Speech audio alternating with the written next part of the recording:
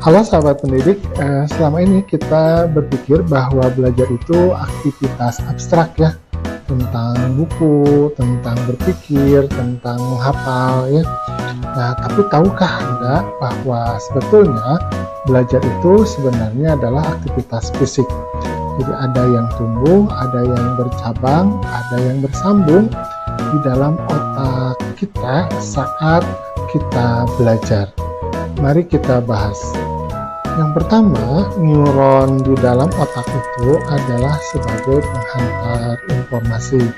Nah, jadi otak kita itu memiliki sekitar 86 miliar neuron atau sel saraf ya. Nah, setiap neuron ini seperti kabel listrik yang membawa informasi. Saat belajar, neuron-neuron ini aktif mengirim sinyal, jadi impuls listrik ke neuron lainnya.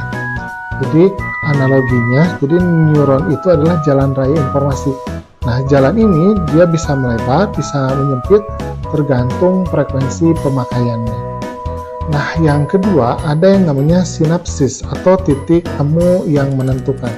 Nah, sinapsis ini adalah celah kecil antara satu neuron dengan neuron lainnya.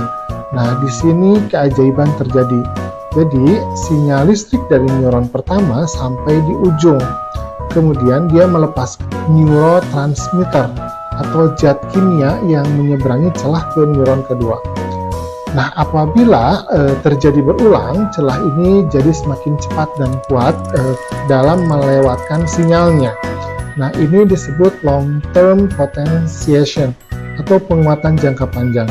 Nah, analoginya sinapsis ini adalah jembatan. Semakin sering dilewati, maka jembatan itu makin kokoh dan lebar.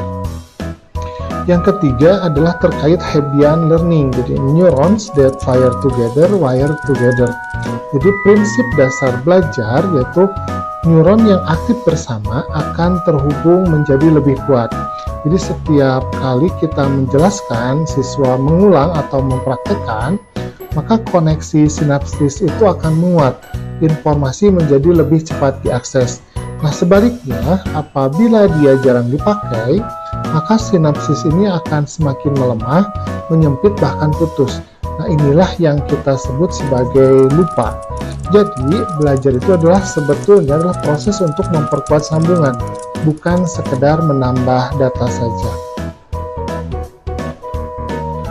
Yang keempat adalah terkait dengan plastisitas otak. Jadi otak itu ternyata bentuknya bisa berubah. Penelitian membuktikan bahwa otak itu adalah plastis atau bisa berubah. Saat belajar, keterampilan yang baru, neuron itu bercabang dan membentuk koneksi baru. Artinya apa? Artinya semua anak itu sebetulnya bisa pintar. Tidak ada anak yang bodoh. Yang ada adalah sinapsis yang belum diperkuat cukup sering. Nah, sahabat pendidik, mungkin ada sedikit kritik bagi kita semua. Kita sering menganggap siswa yang lambat paham itu sebagai siswa yang bodoh atau kurang berbakatnya.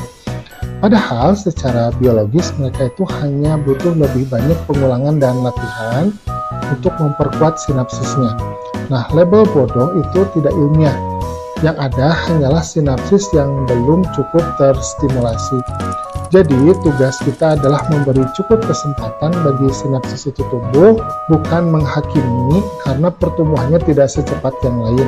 Mari kita ubah cara pandang dari menghakimi bakat menjadi memfasilitasi pertumbuhan koneksi.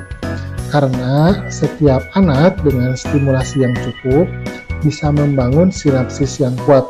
Otak mereka plastis. Nah, apakah cara kita juga plastis?